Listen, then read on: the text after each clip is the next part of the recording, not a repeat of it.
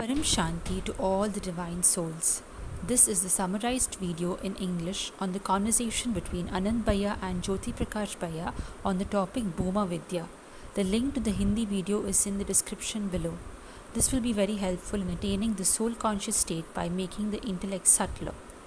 This is the knowledge which Sanat Kumar gives when Narad Muni posed the questions to him. As we know, in order to attain soul conscious state, one has to break free from the different layers covering the soul, and this can be achieved only through knowledge and self realization. The discussion, the spiritual concept of Bhuma Vidya, exploring it through a discourse on understanding the self and achieving liberation from suffering. This discussion draws parallels between ancient scriptures and contemporary knowledge, highlighting the journey from material understanding to the spiritual understanding. It emphasizes the interconnectedness of these stages and the need for practical application and the inner energy to progress, ultimately aiming for a state of experiencing the infinite where external reality holds no allure, leading to the cessation of sorrow. The discussion follows a progression starting from the external or the gross and moving towards the subtle and foundational. It starts off with Narad Muni asking Sanat Kumar, what is it that comes in the initial stage? Sanat Kumar says, word or shabd. Reading or hearing words is the initial stage. The basis of word is speech or vani.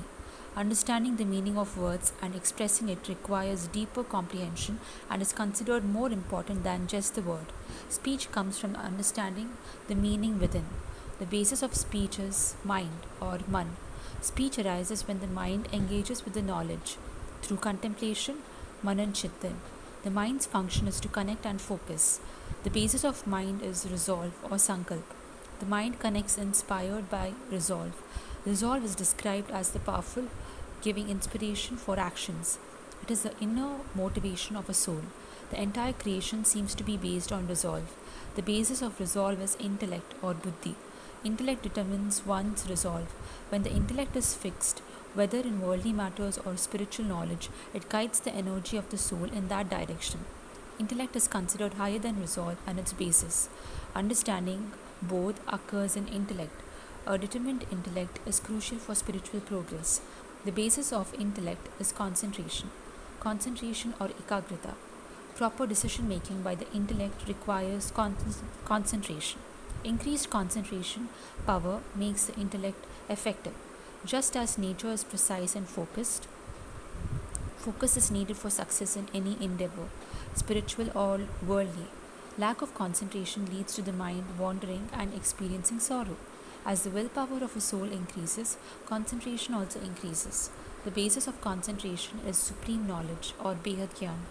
Deeper understanding and liberation from sorrow comes through knowledge, which is higher than concentration.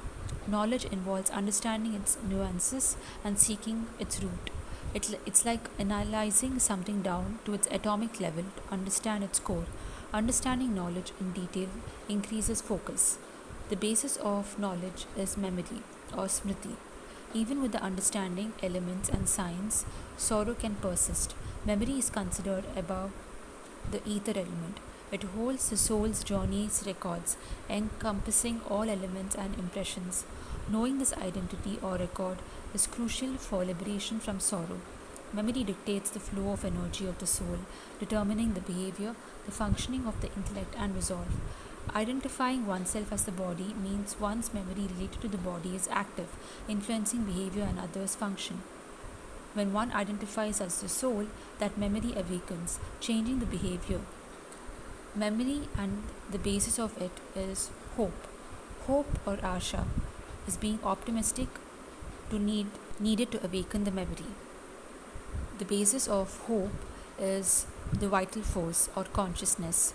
Hope is based on prana or the conscious energy. When the vital force flows properly, one remains optimistic. Prana is the source of positivity. Identifying and experiencing prana is important for progress. The basis of consciousness is ativadi, where one's goal becomes single pointed. This is linked to experiencing the ultimate truth. Knowing the truth requires knowledge. This is extreme, unshakable faith on the Supreme. Above that is mati, which is mind plus intellect. Only those who have unwavering faith will be able to stay in the path strongly. The basis of this is karmanyata, the goal of world transformation. The feeling to be a part of world transformation comes from Param Anand or supreme happiness state. The basis of this is Bhuma or the infinite. When you recognize the infinite through supreme knowledge and reach a state where everything that you see is temporary. The infinite is self manifested, also called Swayambhu. Ultimately, the path described leads to the realization of Bhuma or the infinite, which is the state of experiencing the unlimited or the infinite. Thank you. Param Shanti.